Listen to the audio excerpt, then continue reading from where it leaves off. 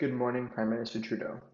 On behalf of the firm, we would like to extend our dearest gratitude for trusting Water Defenders LLP to design the 2022 Royal Proclamation Wampum Belt. Canada still has many steps to go to achieve a vibrant nation-to-nation relationship with Indigenous nations. However, we are confident that our wampum belt will help guide your government and future governments to coexist with Indigenous nations peacefully.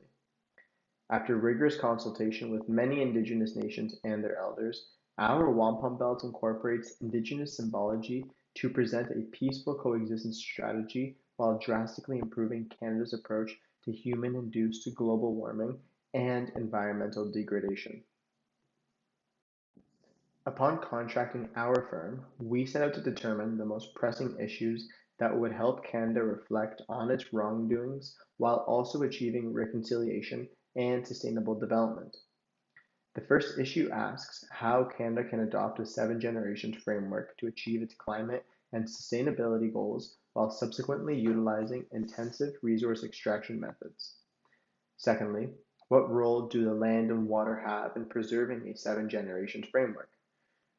Our extensive research on these issues have led us to conclude that Canada must adopt a seven-generation framework in public policy decisions to have transformative implications that reshape the relationships between the state and between human and non-human entities. A seven-generation framework is based on humans upholding the inherent caretaking responsibility for the water and lands that all life depends on to maintain the balance of life. Such a framework will ensure a change in Canada's current short-term and profit-driven public policy choices that fail to respect the fundamental principles of reconciliation and equitable land use.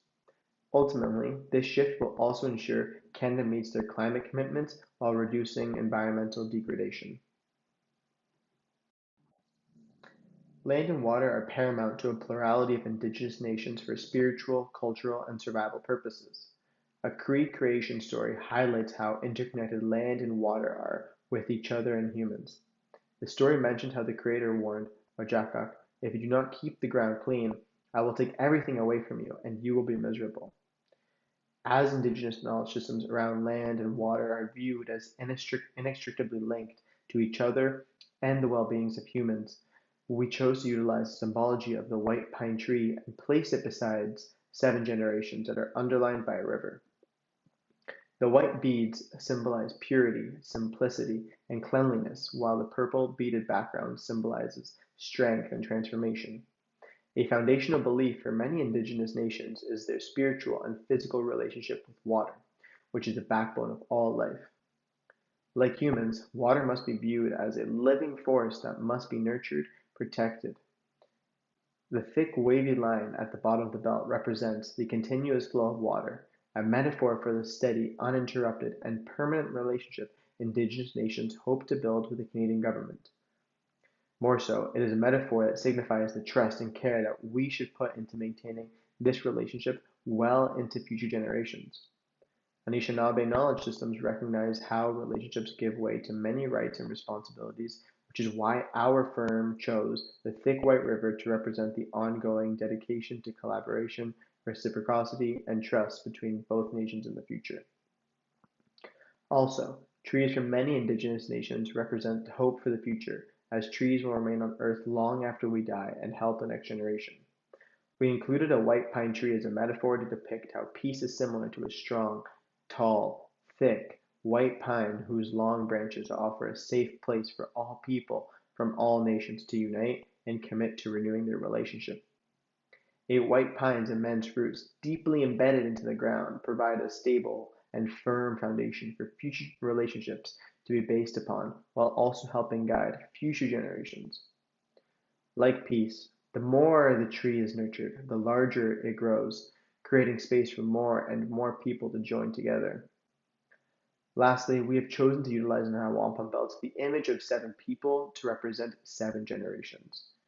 Central to various Haudenosaunee, Anishinaabe, Cree, Ojibwe, and other nations is the core value of a seven-generation framework.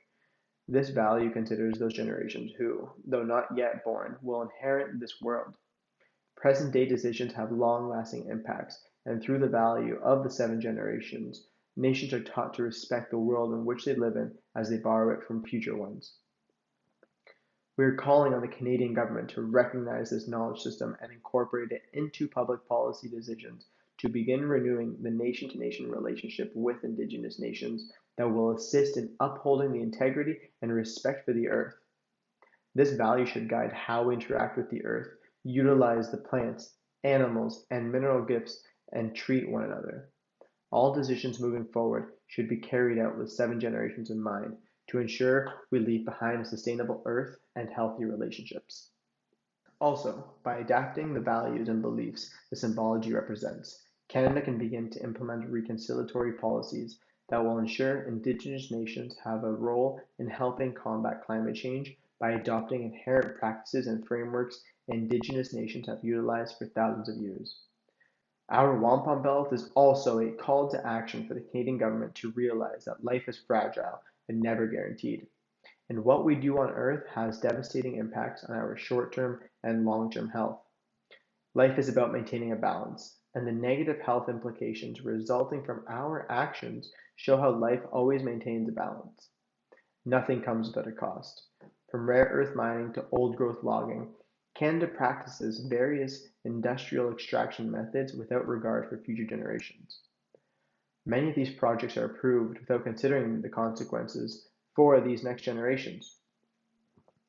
While science has advanced human society exponentially, the scientific method of isolating variables to determine cause and effect will never truly account for the infinite possibilities as to how these chemicals will interact with all of life on Earth. From the tiniest plankton particle to the air we breathe, our actions have impacts that will last for thousands of years. Canada must begin to halt the destructive practices that have long-term consequences so we can protect the land for future generations by guaranteeing they have land to enjoy.